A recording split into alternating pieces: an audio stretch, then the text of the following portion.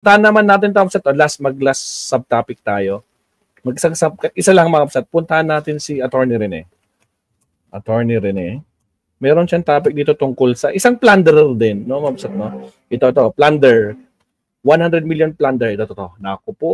Today, let's make our own version of tuna bibimbap using San Marino corn tuna Spanish style. Siksik, natin to. sarap, sulit. Kapit Ang naman sarap to. ng sweet and spicy flavor ng tuna. Mag-sweet 100 million land scam complaint versus Chavit Singson face plunder. Attorney Bueno explain ito. Explain ng isang attorney. Siyempre naniniwala tayo sa explanation ng isang attorney. Pasok, attorney. Buenos tardes, buenas noches, mga amigos, mga amigas, Mga amigos, mga kompanyeros at kompanyeras at sa aking mga kayubi sa Usapang Batas dyan sa DZXL News. Ako po yung may sariling programa dyan. Tawagin natin ay Usapang Batas. Yan po ay mula alas 8 ng gabi hanggang alas 9 ng gabi. Mula Lunes hanggang Biyernes, simultaneously broadcast po yan sa Facebook, sa YouTube, sa TikTok na dating TikTok, tsaka Twitter. Okay, so itatype nyo lang DZXL News at YouTube, no? At makikita nyo na Usapang Batas, tsaka yung pecha, ilagay nyo para makita nyo kaagad sa YouTube channel. Yan po ay nagbibigay kami ng mga libreng payong legal. Okay, so sa episode na dito sa channel ko ay pag-uusapan po natin ang tungkol sa isang issue. Mainit-init pa to, kaninang umaga lang to, na kung saan ang dating governor na si Chavit Singson at naging mayor din ng Narvacan Municipality sa Ilocos Sur ay sinampahan ng reklamong anti-graft at plunder, violation of the plunder law under Republic Act 7080. Ito ay may kaugnayan sa pagbili ng Municipality of Narvacan ng isang napakalaking lupain, no, na may 10 hektarya ang laki. So ang pagkakabili ng Narvacan Municipality dito sa lupa nito ay nagkakahalaga, mura lang, 150 million pesos. Pero andito ang problema sapagkat marami pong kuma-question kung bakit naging 150 million ang isang lupain na sa kanilang palagay ay mas mababa ang presyo. Ang alegasyon ng complaint na pinail ng Warriors of Narvacan, no? Ay ang sabi nila ay ito ay mga approximately nasa 49 million pesos lang ang halaga. So there was an overprice of at least 100 million. That is why a case of plunder was filed with the office of the Ombudsman. So malaking problema to kung may katotohanan ang ibinibintang laban sa dating gobernador at dating mayor, alkalde ng bayan ng Narvacan. So balikan po natin ang nakaraan kung paano nangyari na binili ito ng city o ng munisipyo ng Narvacan during the time na si Chavit Singson ay naglilingkod pa na alkalde ng nasabing munisipyo taong 2019 hanggang 2022. So kailan lang to, no? Hindi pa nalalayo, nasa almost 6 years pa lang ang nakakaraan. Okay, so originally, yung 10 hektaryang lupa na yan ay pagmemay-ari ng mga private individuals. No? At sila ay nagkasundo na itong 10 hektaryang lupa na to ay i-donate sa National Development Corporation. No? So, nag-execute ng deed of donation in favor of National Development Corporation with the intention, no? Ang intention ng donor is for the donee, NDC, National Development Corporation, na kapag naibigay ito sa kanila, ito ay dapat i-develop, no? At dapat ito maging magkaroon ng economic and industrial development sa 10 hektaryang lupa na ibibigay nila. No, siyempre, sa pagganyan, sa deed of donation, normally may prescription yan, yung tinatawag na prescribed period within which, no, for the donee, yung nakatanggap ng lupa, to develop the property. Otherwise, no, usually nakalagay sa deed of donation, if you will not be able to fulfill your obligation under the deed of donation, it will be reverted back doon sa donor. So mananalify yung deed of donation if you will fail to fulfill your obligation. So ang tawag diyan onerous contract, no, or conditional contract yan, no? Conditional deed of sale, which is conditional deed of conditional deed of donation yan. So if you will not be able to fulfill your obligation, like for instance, develop the property and convert it into an industrial area, ay mananalify yung donation at most likely ibabalik mo yan doon sa donor. But after a certain period of time, si National Development Corporation, instead of fulfilling its obligation to develop the property, decided to sell it to Western Textile Mills. I'm not sure kung Western o basta it's a textile mills, no? So the textile mills is owned by a certain Raymond Ang. So yun yung nakalagay sa complaint. So they sold it to Raymond Ang in the amount of 49 million pesos. So kung kukumputin mo yan, mura-mura pa yung property. So however, si Raymond Ang, instead na siguro tatayuan niya ng textile manufacturing firm, ay ibinenta sa Municipality of Narvacan. Andito yung andito yung problema. From 49 million, ibinenta ng textile mills sa munisipyo ng Narvacan na pinamumunuan ni Chavit Singson sa halagang 150 million. So halos nag-triple yung presyo, no, pagkaraan lamang ng ilang taon. Okay, so ang pagkakabenta nito ay merong approved na ordinansa ng City of or Municipality of Narvacan at aprobado din ni Mayor Chavit Singson. At yan nga ay nagkatuluyan. So the reason why itong mga warriors Narvacan ay nagsampa ng reklamong plunder at and for violation of the Anti-Graft and Corrupt Practices Act. Okay? So yan diyan magsisimula ang legal na problema ni Chavit Singson. Kung may katotohanan yan, delikado. Patay ka, Chavit. Napakabigat na kaso ang plunder.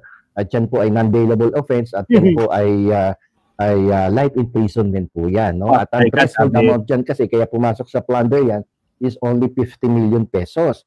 And ang sumobrang presyo is 100 million. So doblado. Doblado. So, bakit may possibility na mapatunayang may sala dito si Chavit Singson? Ito ay sapagkat na kapag ikaw ay nakita na akusado ay napatunayan na nag-amass, nag-accumulate, nagkaroon ng ill-gotten wealth, no, through a combination or a series of overt criminal act, ay in connivance, no, or in conspiracy with with other public officials or private individuals, then you will be able to meet the first element of the crime na plunder, no? At yung pangalawa dito, yun na nga, pag nagkaroon ng conspiracy at in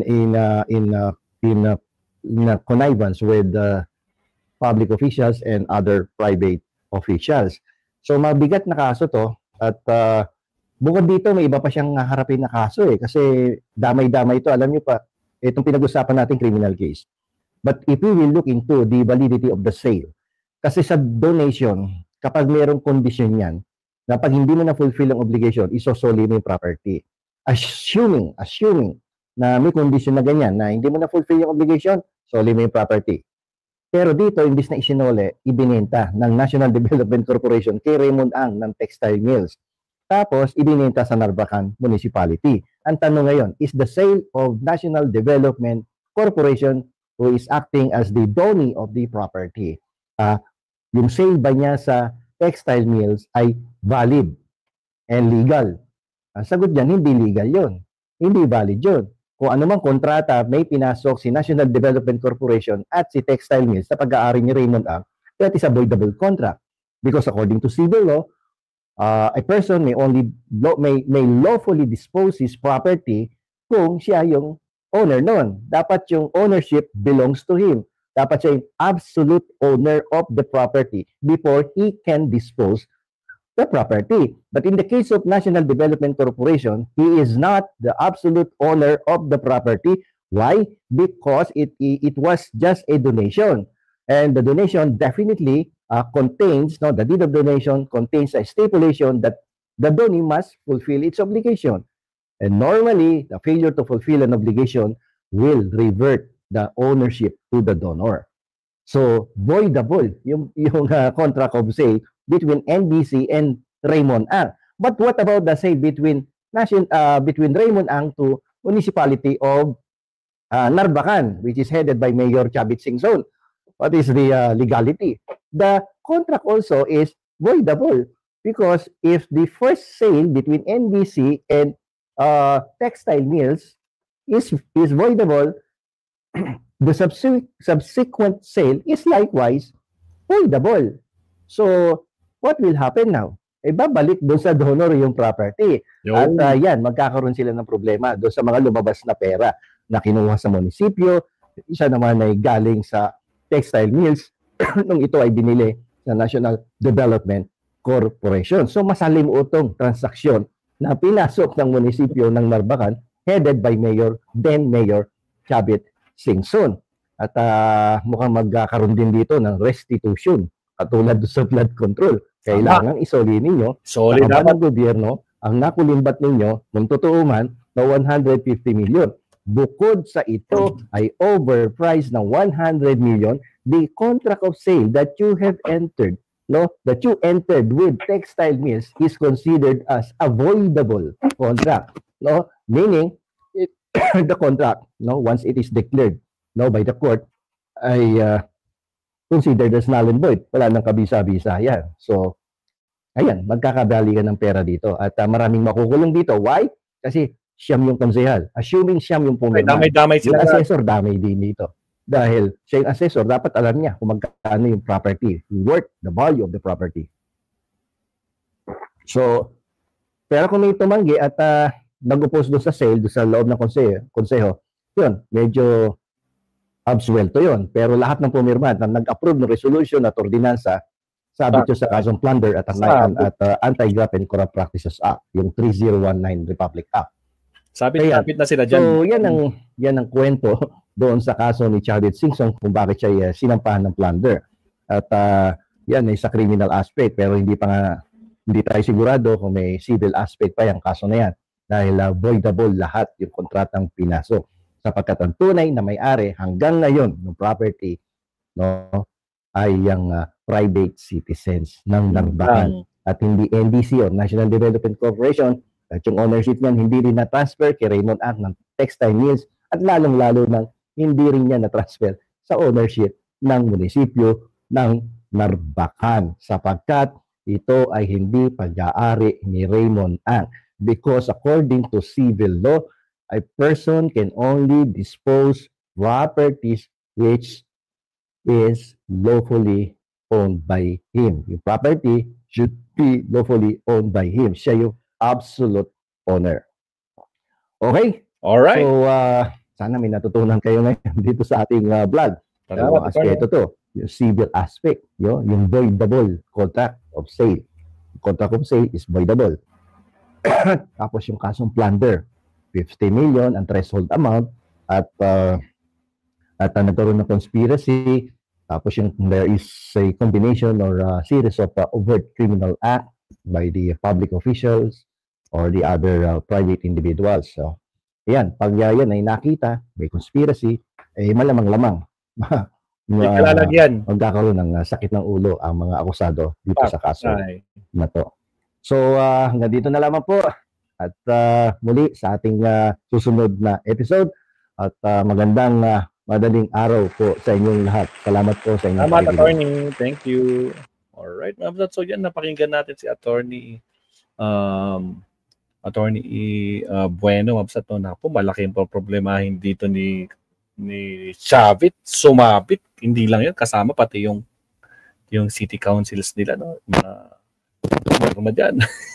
Wala talaga problemahin nila. But anyway, mga basat, magtutuloy tayo mamaya mamayang gabi. Gabi na pero mamaya kasi magtrabaho muna tayo.